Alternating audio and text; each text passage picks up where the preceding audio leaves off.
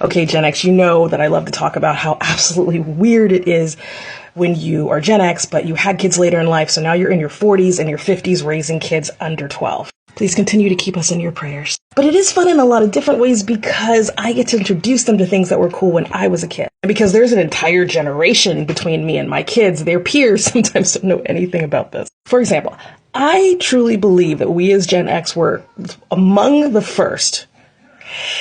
I always get in trouble when I say this. But no, we really were some of the first ones to really start being obsessed with who voiced a character in an animated movie. You tell me I'm wrong. We are the Saturday morning cartoon kids. Not to mention the 90s is where Disney really started kicking their animated films into high gear. They were just dropping princess bombs on us constantly. But were we not the ones? It's kind of like that Leonardo DiCaprio meme that you see. You're watching something animated and you hear that voice and you're like, that's, no, I know that voice. Who is that? We did that. We started that. Millennials very much took it to the new level, but I want to say we were the ones who were really starting to pay attention to the voice actors that gained prominence in our era. I remember as a kid being obsessed with the guy who did the voice for Inspector Gadget, and I mean the old school 1980s Inspector Gadget cartoon. We were all out of our minds about Robin Williams voicing the genie in Aladdin. And I very much pride myself on being able to spot Cree Summer from A Different World,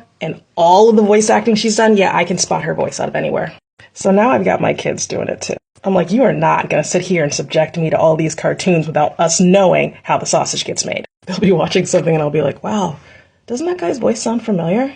His voice sounds just like the eagle in Angry Birds. Do you remember that?